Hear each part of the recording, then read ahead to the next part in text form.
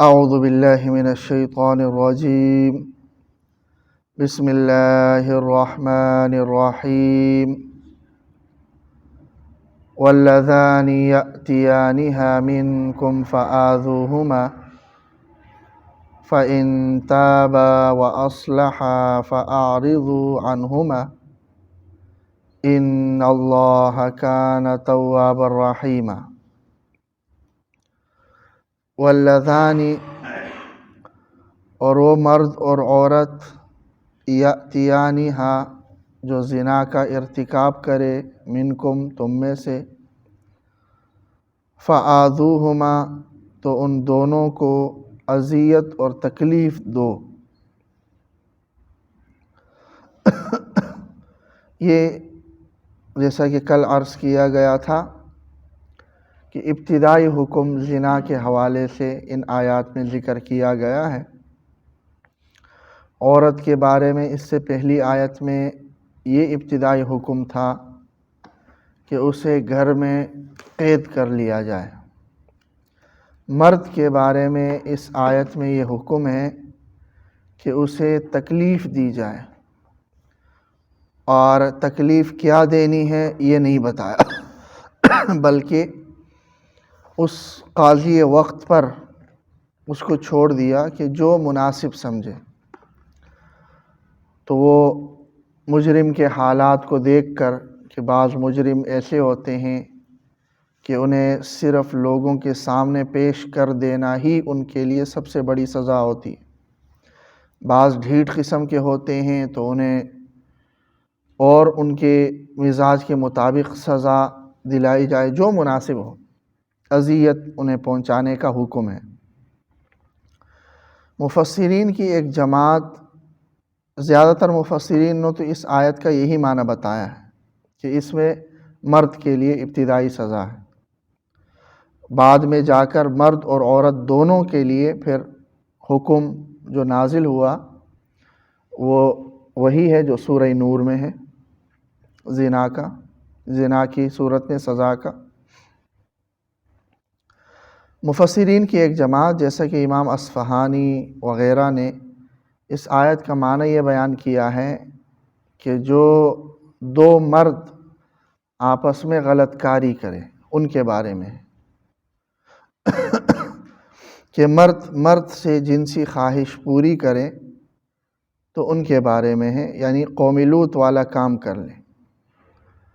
تو یہ بھی بہت بڑا گناہ ہے، جیسا کہ قرآن مجید کے دوسری آیات اس پر دال ہیں اور شاہد ہیں کہ ایک پوری قوم کو اس عمل میں مبتلا ہونے کی وجہ سے اللہ نے ہلاک کر دیا، اور وہ آیات واضح ہے کہ اللہ فرما رہے اَإِنَّكُمْ لَتَأْتُونَ الرِّجَالَ شَهْوَةً مِّن دُونِ النِّسَاءِ، کہ تم مردوں کے پاس جنسی خواہش پوری کرنے کے لیے آتے ہو عورتوں کو چھوڑ کر۔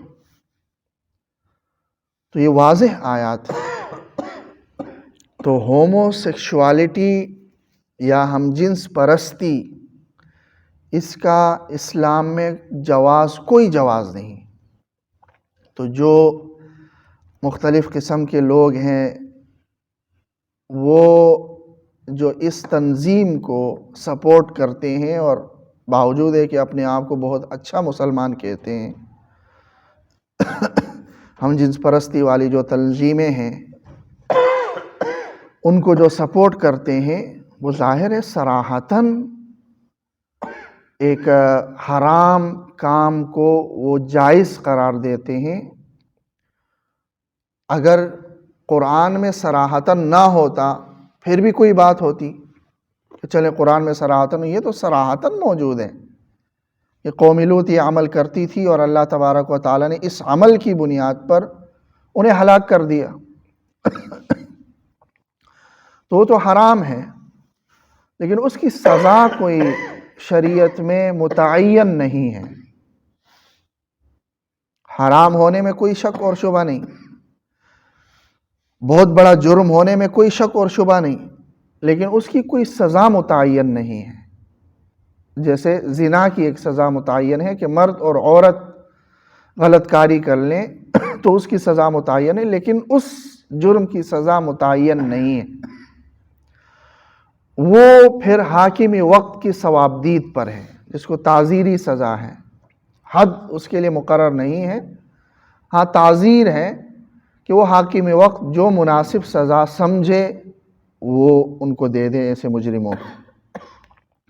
تو مفسرین کی ایک جماعت کہتے ہیں کہ اس آیت میں ایسے ہی ہم جنس پرستی کا ذکر ہے کہ جو دو مرد آپس میں ایسا غلط کاری کر لیں فآذوہما، تو انہیں تکلیف دو۔ اب تکلیف کیا ہے؟ یہ حاکم وقت پر ہے، جیسا کہ بعض روایات میں ایسے آتا ہے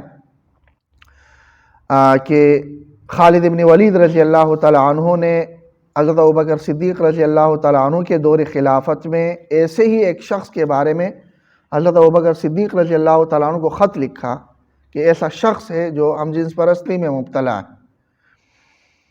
تو صحابہ سے مشورہ لیا گیا، تو حضرت علی رضی اللہ تعالیٰ عنہ نے یہ مشورہ دیا کہ ایسے شخص کو آگ میں جلا دیا جائے۔ تو ایک تعزیری سزا کا انہوں نے کہا۔